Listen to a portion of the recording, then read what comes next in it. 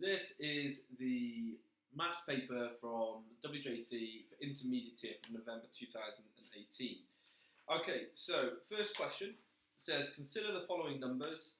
Write down only the numbers in the list above, so you can only choose numbers from here.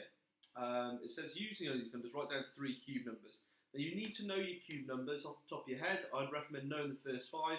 The first cube number is 1 times 1 times 1, which is 1.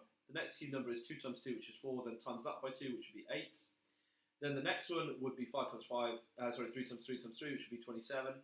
Then it would be 64, and then it would be 125, okay? Top tip, learn them. So I'm looking for any of those numbers that are in that list there, so I can see 125 is the biggest, I can see 64, and I can see 27. Write down a number that is both a square number and a multiple of 9. So to be a multiple of 9, you've got to be in the 9 times table.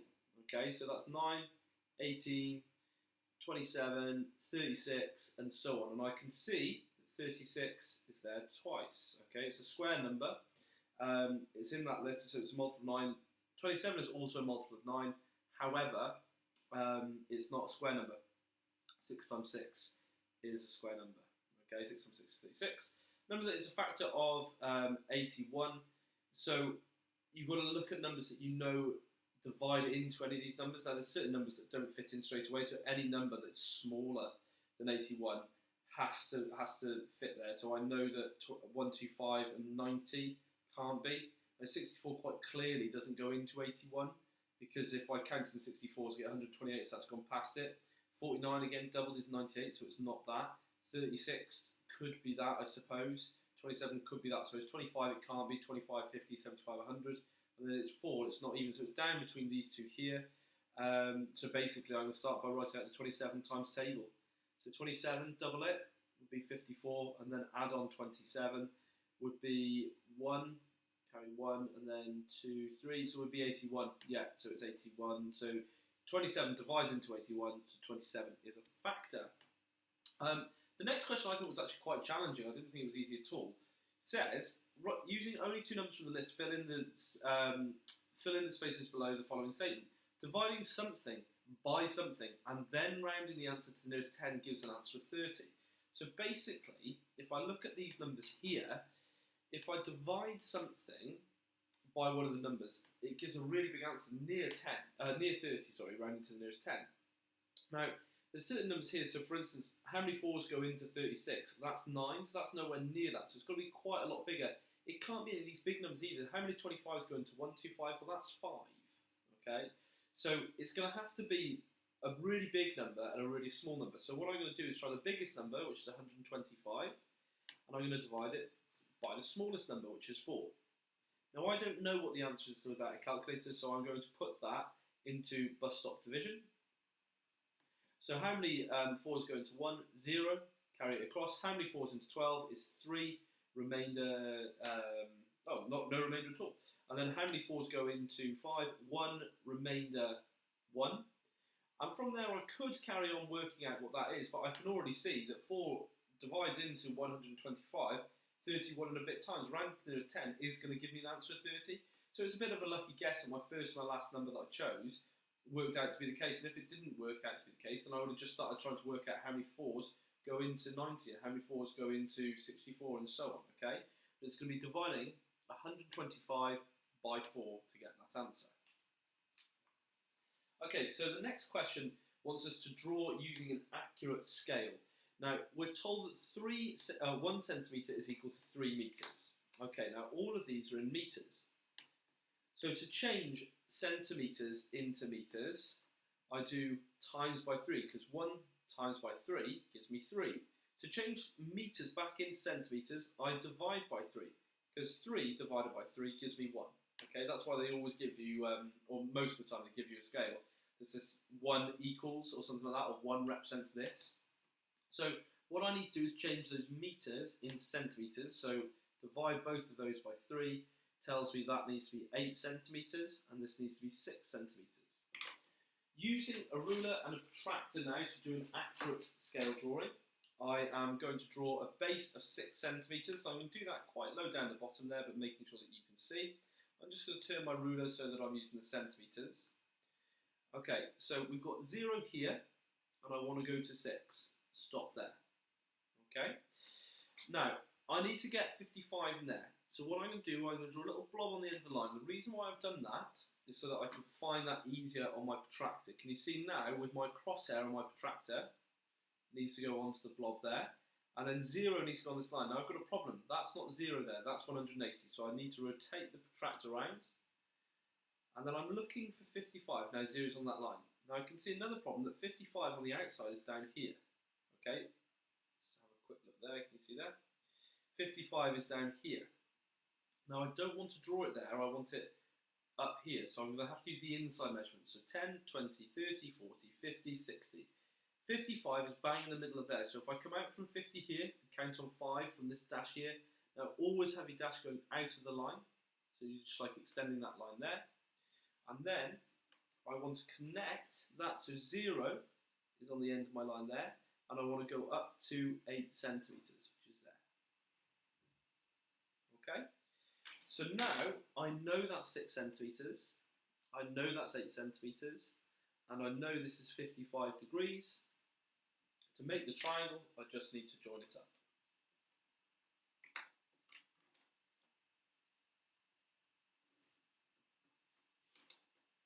Okay. Part B says, using the scale drawing, find the actual length of side BC. So finding the actual length of side BC, well, I need to go and measure this side first of all. Okay, so I'm measuring that, and I'm making that 6.7 centimetres. You can't quite see what I'm doing. Let me make sure that I've moved that. So 0 on that line there comes to me at 6.7 centimetres. And that's my scale drawing. So to write that into the actual length, I'm going to say 6.7 centimetres times by 3 to work out the metres. So let's split it into 6 centimetres, 0.7 centimetres. Times that by 3 would be 18. Times this by 3 would be 3.1. No, wouldn't it be 2.1? 7 times 3 is 2.1, 21. Okay, put those back together, makes 20.1 metres. Okay, the next thing I have to do is simplify the expression, so we need to collect x terms together, so anything with an x, including the sign in front, is included. And then y's, we collect the y's together, including the sign in front. So if I now collect the x's together, we've got 15x, and I want to take away 7x, that gives me 8x. And for the y's, I've got minus 2y, and I want to take away another 4y, so I'm going to be on minus 6y. Okay? Next thing I'm asked to do is solve this equation. So to do that, I need to get m by itself. So I'm going to get rid of the minus 7 by adding 7 to each side. That gives me 2m is equal to 19. I now want to get rid of the 2, so I'm going to divide both sides by 2. And I've got to know, well, you can actually just leave it as 19 over 2 if you like, okay? What you could do is think of it as money. £19 shared between 2 people will give me £9.50, so 9.5, okay? The question at the bottom there is on substitution. The best way to do substitution is just change that letter to open brackets to begin with. F is minus 4, so where I see an F, minus 4 is going in there. And then G is 7, so 7's going in there. 5 times 4 is 20, but I've got a normal 5 times by a minus, that's going to be a minus 20. And then I've got plus 3 times 7, so that's going to be plus 21. And then minus 20 plus 21 would just give me positive 1. Okay, you could think of it like the other way around, so 21 take away 20. Okay, so the next question says, a triangle and a rectangle is shown below. The perimeter of the triangle is 18 centimetres. Well, that's quite useful. It tells you what the distance around this shape is. It tells you that's 18. Okay, now I know that the perimeter is going to be 8 plus 7 plus what this unknown side is, so plus x, and I know that's got to be equal to 18 because it tells me this bit here. Okay, so 8 plus 7 is 15, 15 plus something is 18, take the 15 off both sides, or think 15 plus what gives me 18, x equals 3. So we know that this is x equals 3. It then asks me to go and work out the area of the rectangle, so it's basically like the substitution we just did in question 3. We know this side is x plus 2, so that's 3 plus 2, which is 5.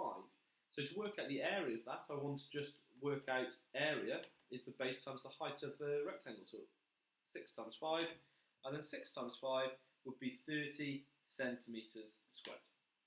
Okay? Next question is estimation. Estimation, you just want to round everything to one significant figure. So your line goes down after the first non-zero number. So literally after the first digit in each of them. First number 59 we're going to change to 60. The next number 301 will change to 300, or we'll round to 300. And then 1997 will round to 2000. 1 mark for rounding. Next mark is going to come from giving the final answer. And we know that 6 times 3 is 18. We've got 1, 2, 3 zeros there, 1, 2, 3 zeros there. Still divided by 2000. I'm now going to divide top and bottom by 1000 because it's like a fraction when we're dividing.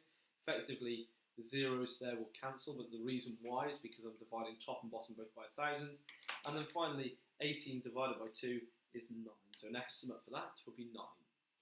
Next question says, given that 341 times 57 is 19,437, write down an answer to each of the following.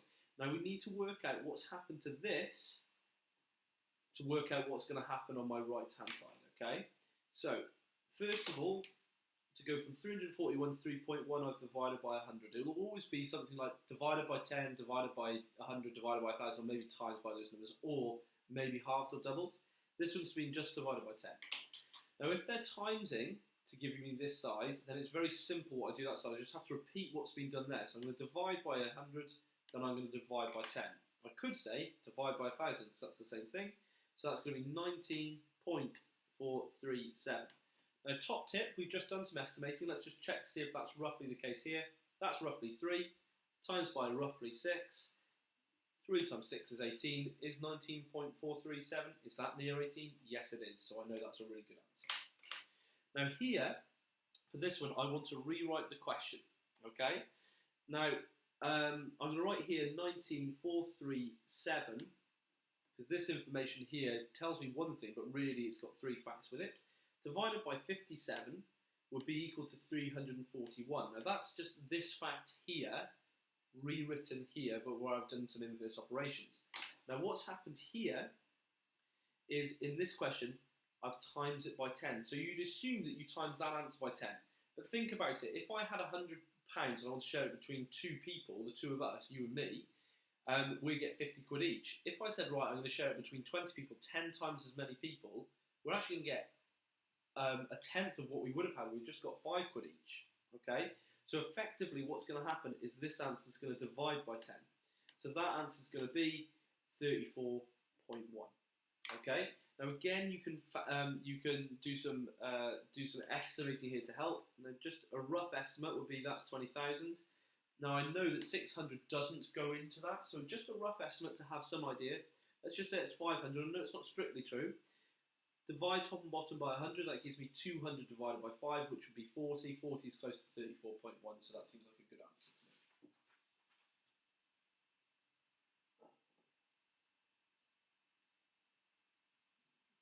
Okay, so the next question says, you'll be assessed with the quality of your organisation, communication, and actually in your writing. I'm not really going to be focusing that much on this. I'm going to be focusing on just doing the question, but I'll give you some tips for the exam. It says a box contains 5 identical balls labelled nor numbered 1 to 5 respectively. A ball is chosen at random, the ball is recorded, then replaced in the box. This process was carried out 75 times. How many times do you expect an even numbered ball to have been chosen? Okay, so I'm going to work out the probability that I get an even number to be 2, because there are 2 even numbers in between 1 and 5, out of a total of 5 because there's 5 numbers. Now, to get the quality of your organisation and communication, explain where these numbers have come from. So I'm going to say only 2 even numbers, only 2 even numbers, in brackets 2 and 4, and then here 5 numbers in total. Okay? To then work out how many times we expect it to happen, it's the probability multiplied by the number of times you're going to do the event. So I'm going to say here, arrow, I'm going to say here, expected probability is equal to probability times by number of trials. Okay, that formula is really important. If you don't know it, you need to learn it. Okay, that's really important when we're working with probabilities. The next thing I'm going to do is work out that. Now, to do that, I'm going to do 75 divided by 5. Once I've worked out what that is, I'm then going to do that answer times by 2 in my non-calculator method. I don't know how many 5s go into 75 off the top of my head, so by the side here, I'm going to work that out.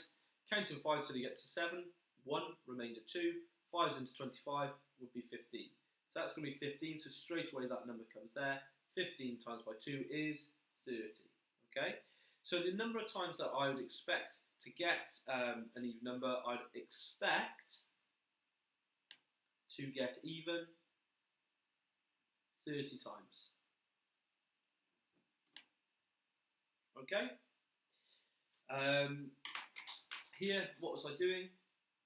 Let's say finding 2/5 of 75. Okay? Next question. It says, what is the bearing of x from the point P? Now, from is the important bit. It tells you that we're here. You've got to know 3 things about bearings, which is 3 figures. They're always written in 3 figures. Always measure clockwise, and always measure from north. Okay, so basically what I'm doing is I'm going to P here. I'm measuring from north. I'm going to go round and round and round and round and round until I finally hit the line that says X. Now I know what that angle is there. It's 180 because it's a straight line. So this must be 180 plus 34, which would give me, what, 214? So hopefully that's an option. It is. Okay. The next one says, let's have a look here so you can see it properly. Next one says the diagram shows shows 6 points on a map. The diagram is drawn to scale. Okay, it is drawn to scale. It's usually not drawn to scale. A ship sails from P on a bearing of 107. It sails towards one of the 5 points A, B, C, D, or E. Which one of the 5 points is the ship sailing towards? Now we know that we know that we're measuring from north. We know that we're measuring clockwise. So we're looking. There's 90. This would be 90. This would be 180. This would be 270. This would be 360. So to be 107, it's got to be past the 90, but above the 180.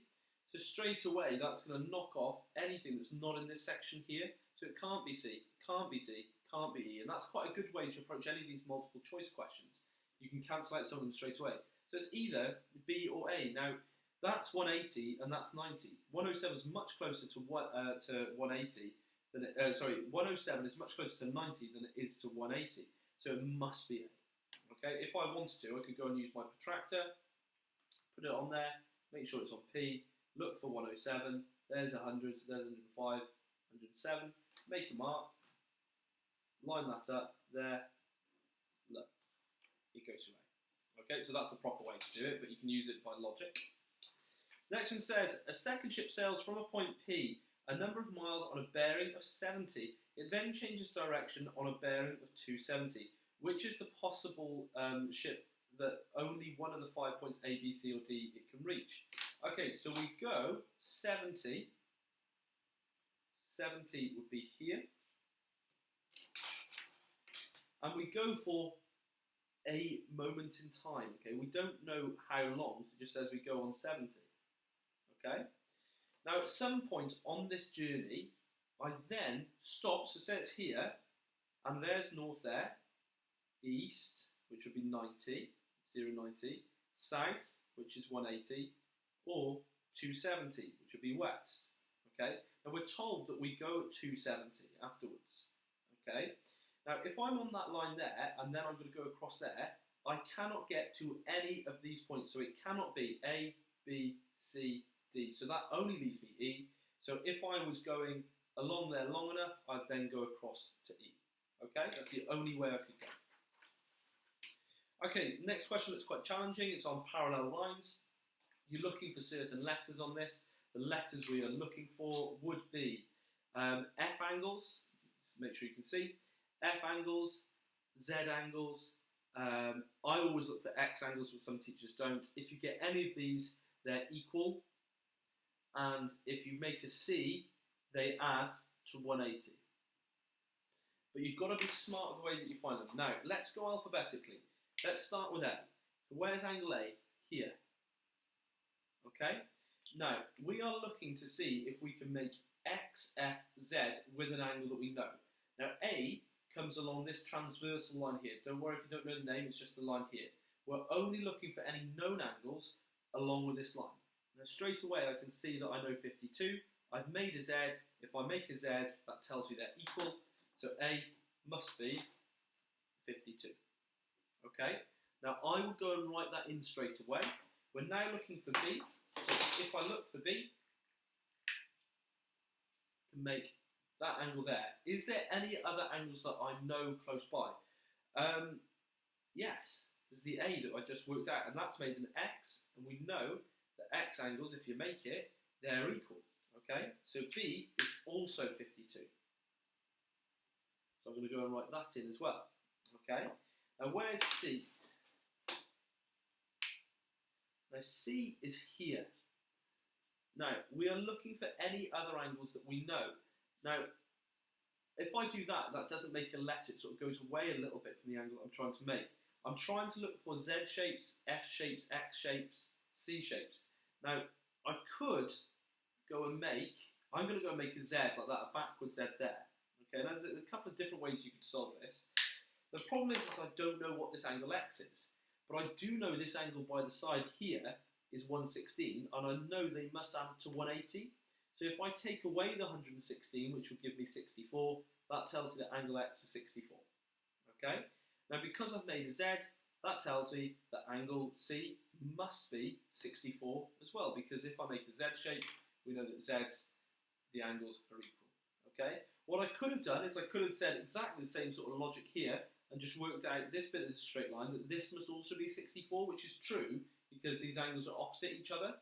You could actually make an X shape here with these two angles, and then that would make an F shape there as well. So there's a couple of different ways you could do it. It then says, find the sides of each of the angles X and Y, hence give the special name of the triangle LMN on the next page. Now, basically, from here, I want to go and work out Y. So Y is this angle here, which is angles on a straight line, add up to 180. So if I do 64, add 52, that comes to 611, so 116, and then 180 take away 116, which is 64.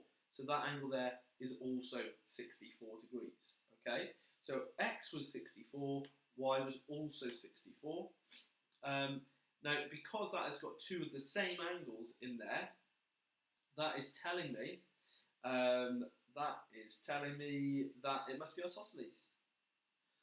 I sat on Swansea Cliffs eating lovely egg sandwiches. Isosceles, because it's got two of the same angles, two identical angles.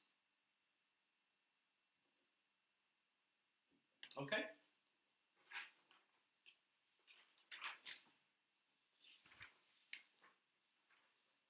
Okay, so next question is on transformations.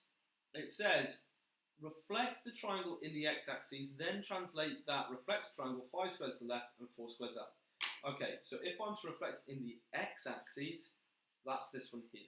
I'm using this as my mirror line. So what I need to do is go and count how many corners, or how many squares this corner of the shape is. So this is 1, 2, 3 away from the highlighted line. So now it's got to be 3 back in the other way, there. This one is also 3 away, it's got to go there.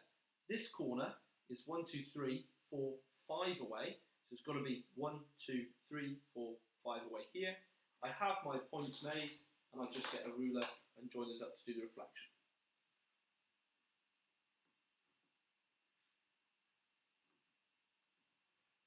Okay, now to then work out the translation, I want to move it 5 squares left and 4 squares up. Okay, so I pick a corner, I'm just going to pick that corner. I want to move 5 squares left. 1, 2, 3, 4, 5, and then 4 squares up. 1, 2, 3, 4. There. Now I could repeat that process with every single corner or every single vertex, but I know a translation, I'm basically picking up and plonking it there. So I know that corner is now there. This side here is 2 squares along, so it's got to be there. And this side is 4 squares long, so 1, 2, 3, 4 has got to be there. Okay? So that's where my translation would be.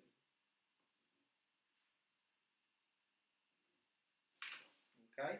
So I might just reference there, that's my translation. And this was my reflection. Okay? Next question says, the circle below is rotated 90 degrees anti-clockwise about the origin. Okay? Now in terms of that, we've got 3 really important bits of information there. Okay? Origin is 0, 0. That's what that means. So I'm just going to write that in above, 0, 0. We then want to go and plot that point there. Now I always go and draw a crosshair through there as well to make it easier to do the rotation. You then want a piece of tracing paper. I've used greaseproof paper for my kitchen. So I trace the crosshair and do the best job I can at tracing the shape. Just going to do there for the centre. Okay, I put my pen where the crosshair is. Anti-clockwise is the opposite way the hands move around the clock. Looking at my crosshair now, to do 90 degrees will just be 1 turn over there. Okay? So that crosshair fits on itself perfectly again. To do 180, it would be another turn. 2 90s make 180. And then to do 270, it would be 3 of them. Okay? If I do 4th, it goes back to where it was. Okay? And the reason why that works is that an L shape is 90, 2 L shapes is 180, 3 L shapes is 270, and so on. Okay? Now I've got to get my shape from my tracing paper there into being onto the paper below. So the way I'm doing that is I'm pressing really hard on my tracing paper so it leaves a mark on the other side. So I've done that with pen. And you can see here I'm just trying to draw what looks to be like a pretty smart circle. It's not the easiest shape to draw in all honesty. Okay, the next one says, what are the coordinates for the circle in its new position? So that is gone across to -3, and then it's gone up to 5. So I'm looking for -3, then +5, so it's this one here. Okay, -3, +5.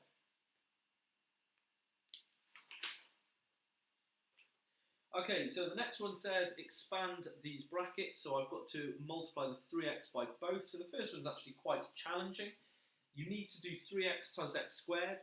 You add the indices of any x's together. Now that, although it doesn't look like it's got one, it has, which is 1. So x to the power of 1 times by x squared would be x cubed, and this would be -6x. This one says make g the subject. If you're making something the subject, you're getting g by itself. Certainly don't like the fact that it's negative, so the first thing I'm going to do is add 3g to each side. So I get on this side f plus 3g. I can't actually merge those together because they're different letters. Now I'm going to start getting the g by itself. I'm going to take f off each side. So 3g is equal to 2 minus f. I can't answer that, so it's actually easier than doing an equation. And then I'm going to divide both sides by 3 to get g minus 2f over 3 there. Okay? Now, next one says solve the inequality. Very similar to equations. Line goes down here, but rather than writing equals, I just do an inequality sign. I'm now going to add 3 to both sides to get 7x is equal to 32. I'm then going to divide both sides by 7. Again, same sign there, the inequality sign, say 32 divided by 7. Now that doesn't work out nicely. It's over 4 because 28 divided by 7 would be 4, but it's under 5. So it's like somewhere between 4 and 5. Okay, between 4 and 5, but without a calculator, I don't know what that is. It then says what is the greatest integer of the value of x that satisfies the above inequality. Now, integer means whole number. That's what that means, whole number. The greatest value is the biggest value it can be. And what is the greatest value it can be? Well, here I'm saying that a number that I'm thinking of, x, has got to be less than 4 and a bit. So what's the biggest number that fits that? Well, 4, 3, 2, all of those numbers are less than 4 and a bit. So the greatest value that fits that would be 4. Okay? Next question is a little bit of loci. Now these marks are commonly dropped, okay, so if you can get good at these, you're going to pick up marks that everyone else misses, so it's a really good chance to help you get your target grade. Now, in order to do this, you'll need a compass. It says, two lines, AB and AC, are shown below. The point P is equidistant from the line AB and from the line AC. Now, if there is a letter there twice, we look where AB is, which is here, we look where AC is here, equidistant means equal distance, it's going to be in between there, okay? Basically, where those two lines meet, where you've got that letter there twice, you bisect that angle. So to do that, you put the point of your compass, you open it to around about, I do about 3 centimetres, and you put the point of your compass on A, and you draw an arc. Now notice, where I'm holding the compass, I'm actually holding it right by the point and moving the paper, if anything, okay? I don't actually hold it at the top because I end up slipping and messing up all my construction arcs. Don't rub that out, it's really important. I always go and highlight with my pen where that arc crosses those lines. And then your compass point goes to there, and you draw an arc in there, over to the other one, and then arc in there. Now I just did it at the top, and immediately I regretted it because it's shifted, so I'm going to just have to put it back the same width there. I'm going to do what I suggested to you in the first place, which is to draw it there, okay? So please ignore this line here, okay? That's why you shouldn't deviate from the way that you're used to, okay? So that's where those two arcs crossed, through A and through that point. There's my line drawn, okay? So that's how we bisect the angle. Everywhere on that line is equidistant to AC as it is to AB. If I measure from this point here, it is 2.5 centimetres, and then if I get on that line there, and I measure to that point there, again, it's 2.5 centimetres, the nearest distance. That's equidistance from there to there. So I've dealt with that bit. It is 6 centimetres from B. Okay, 6 centimetres from B. I get my ruler, I open my compass to 6 centimetres, so point on 6, pencil on 0, or the other way around. And then on B, I'm just going to draw a full circle, so again, I'm not going to hold it at the top, move the paper. But don't worry, when I've drawn that, mine goes actually off the page. Okay, now because it's got to be on that line, it's in one of 2 points. It's either on this black point here, or it's on this red point here. Okay? Now, I've dealt with that. I've done what it said there. It then says more than 10 centimetres from A. So A's here, and if I go and measure the first one, that's 8 centimetres, so it can't be that one. So because it's got to be more than 10 centimetres, it must be this one here. Okay? So this is my point, so I'm just going to reference that really clearly. This is point P. Okay? Now, in terms of all of these lines and these arcs and these constructions, don't rub them out, leave them there. It's really important so you get your marks. Okay, it then says, number 12, sharing the ratio 2 to 7. Now, hopefully you'll find this a bit easier. To find out your ratio, you need to find out what 1 part is worth. This is 2 parts to 7 parts. Add them together gives me 9 parts in total. 720 divided by 9 parts will give me 80 for 1 part. £80 equals 1 part. So then if I know what 1 part is, 2 parts would have to be twice as much, so 2 times £80. And then here would be 7 times by 80 to find out 7 parts. And then that would be £160 to £560. Add them together, they should make 720. They do, happy days. The next question says reciprocal. Now again, this is another one of those things that people commonly get wrong. Reciprocal means you get a fraction and then you flip the numerator and the denominator. This isn't as a fraction. I need to know what it is as a fraction. As a fraction, it is 1 over 5. Reciprocal would equal 5 over 1 by flipping the numerator with the denominator. So now I need to write its full reciprocal as now final answer. What is 5 divided by 1? Well, it's just 5, and they want you to write just 5. They don't want to see 5 over 1 as your final answer, okay? If it was 5 over 2, just say it's 2.5, okay? But if it's over 1, you definitely need to go and answer what that is, okay? Which should just be 5. Over the page, number 13 says the diagram below shows an empty cylinder, radius 10, height 20. Using pi equals 3.14, calculate the volume of the cylinder. Well, you certainly need to know the formula for it, okay? So the formula for the volume of the cylinder would be the area of the cross-section, which would be a circle, so that's pi r squared, and then you want to times that by the height, okay, how long it goes. What we need to do now is start substituting the numbers we've got in. We're told that pi, take it, is 3.14.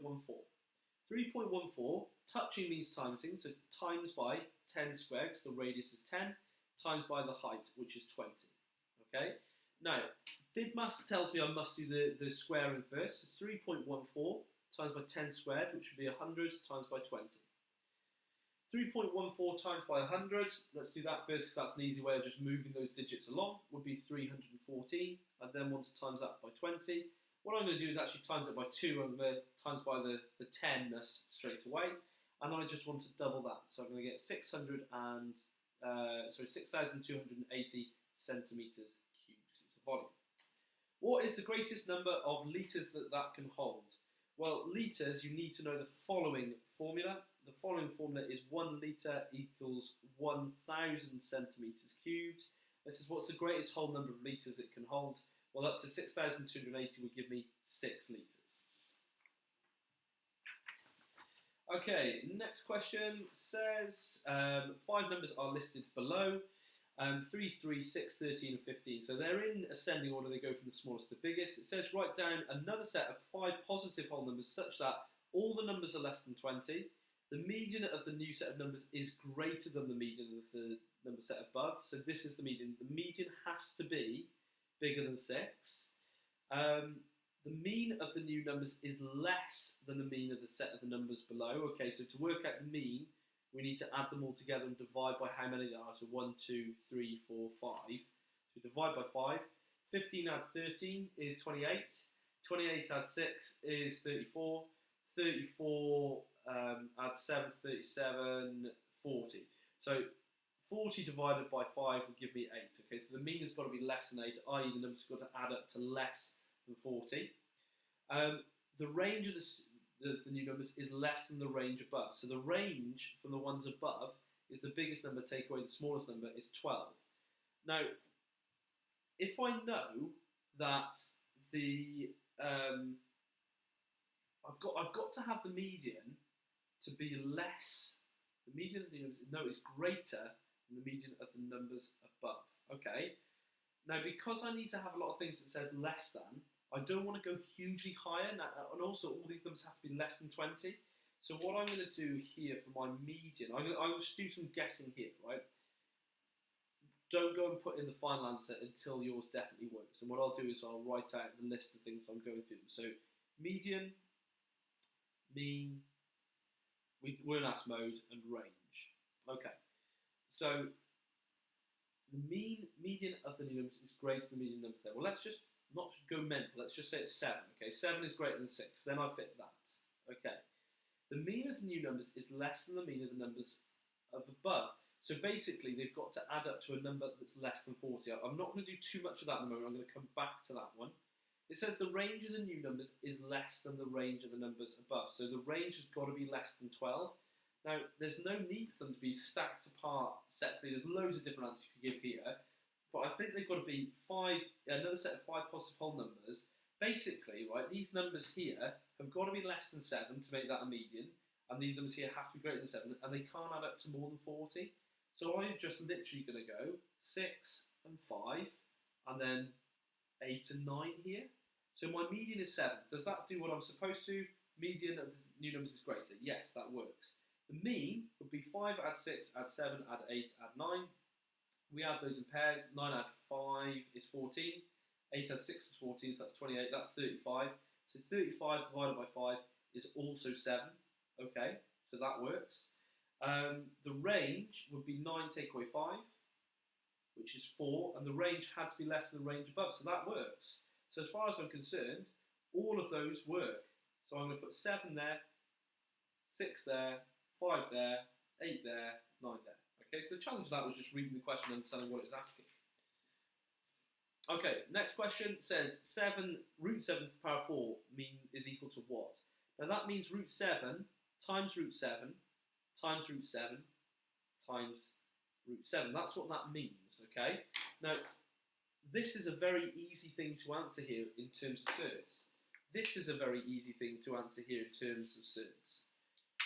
If you do a root 7 times by root 7, that is effectively root 7 squared. Squared and square roots cancel, so it's just 7. Same is true here, times by 7. 7 times 7 is 49, that's my answer. Anything to the power of 0 is always 1, that's the definition that you need to know. 3 squared times 5 squared is equal to, now you've got to be careful here, okay? You're tempted to say the square roots are going to cancel out, so you can get 3 times 5, which is 15, and that is actually the right number, but it doesn't work if you're adding or subtracting, so be careful with that. A better way is to say 9 times 25 square rooted, and then the square root of 9 times 25, or 10 times 25 would be 250, so 25 times 9 would be 25 less than that, so 225. But you look at that and you think, well, I don't know what 15 squared is. So it does work, it is 15, but if you know your square numbers up to 20 times 20, which is 400, then it is fine, but otherwise it's really challenging. So just be careful if you're going to say cancel.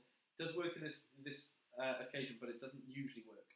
The minus symbol here basically means that you rewrite this as 1 over that to the power, okay? That minus means the 1 overness. 3 to the power of 4 means 3 times 3 times 3 times 3, okay? Now again, being smart here, what's 3 times 3? 9. What's 3 times 3? 9. What's 9 times 9? 81, so it's 1 over 81, okay? And then the question underneath says, 4 times by 2 to the power of 28 can be written as 2 to the n. Now basically it's saying it wants that to be 2. So 2 to what power is 4? Well, that's 2 squared. So 2 squared times by 2 to the 28 means that they now have the same base number, so I can literally just add those together, so it's 30. So n equals 30. Okay, I'm going to say final question. It looks like there's a graph on the back here. Oh no, there's a couple more. It's quite a long paper, isn't it?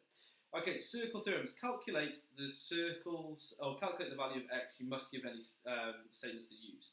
Now, this shape here, if you know the angle at the centre, you know the angle at the circumference and vice versa. If you make this sort of like arrowhead shape here. Okay? So, I know that 74 doubled would be equal to 148, which is what this angle here is. Okay? I'm just going to state why that is. So this is the case because the angle at the centre is twice angle at circumference. Okay? We then have a radius here and a radius here. So we have basically just an isosceles triangle here. So if we do 180, take away 148, that's going to give me 32 degrees. And then if I do 32 degrees divided by 2, because these two angles are identical, I'm just going to go and put there x. I can say x equals 32 degrees. Okay? Now I've got to state why I'm doing that. So I'm going to say here, 2 radii are equal. So A to O to B, AOB is isosceles triangle. Okay?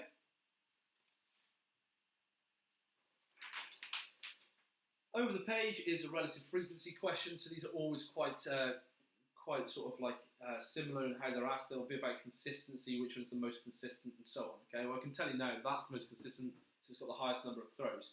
The more times you do something, the more consistent your relative frequency is. Relative frequency is basically your probability in practice. So it says, which of the following is the best estimate for the probability of throwing a 6? This is the relative frequency for throwing a 6. The best estimate is the most. So best equals most, which would be that value there, okay? Now check you've read that properly. The scale, this is a scale of 0.1 divided by 10 little squares that go into it, which would be 0.01 per little square. That's 0.3, 0.31, 0.32. That's my answer. And if it was to give me a reason, I'd say most trials equals best estimate. Okay? It then says how many sixes were thrown in the first 600 throws of the dice. The first 600 throws of the dice here is that relative frequency there. So go and read off what that is. 1, 2, 3, 4. It's 0.34. That's what my relative frequency is. I multiply that by 600, which is the number of throws. And that's really hard. I don't know what that is. So I'm going to split my 600 up into 100 times 6. 0.34 times by 100 is 34. 34 times by 6, I'm going to go and answer here. Give me 24, 18, 204. So my answer is 204. Question part 2 says, how many more sixes were recorded in these 600 throws than you would expect from a fair-sided dice? Okay, well your fair-sided dice would be 1/6. There's a 1 in 6 chance throwing it. 600 throws would tell me there's going to be 100 expected. I got 204, so the difference is 204 take away 100, which would be 104 more. Okay? And then, hopefully, final question. Yeah, final question. It says a cuboid. So a cuboid is what? It is a 3-dimensional rectangle. So go and draw one. That's what that space is for. It does not matter if this does not fit what they've told me here. It doesn't matter at all. Okay? I've got sides x, 5 and 7. Okay? X, 5 and 7. Now clearly on my drawing, that 5 is much bigger than 7. It doesn't matter. It's just to give you some sort of an idea of what's going on. It then says total surface area. So basically I want to work out what that shape there is, what this shape here is, and what this shape here is. But bear in mind, if I've got it on the front, I've got it on the back. If I've got it on the top, I've got it on the bottom. If I've got it on this side, I've got it on the other side. So I'm going to call those A, B, and C. I'm going to go and work out those areas. Area A would be x times by 7. X times by 7 would be 7x. If it's at the front, it's at the back, so I'm going to double it. 7x times 2 is 14x. Area B, that is x times 5. That's 5x. If it's on the top, it's on the bottom, so I'm going to double that as well. That's 10x. And then area C, 5 times by 7. If it's on this side, it's on the other side. 5 times by 7, double it. 5 times by 7 is 35. 35 doubled is 70. My total surface area would be 14x plus 10x, so that's 24x, plus 70 for my total surface area. Okay, I'll just say total surface. We're told what the total surface area actually is. It's 142. So I can now say 142 is equal to 24x plus 70, or I could say 24x plus 70 equals 142, whichever way you prefer having that written down. I'm more familiar with it looking this way, but it doesn't matter. I want to get x by itself, so I'm taking 70 off each side. 24x is equal to 72. 24x.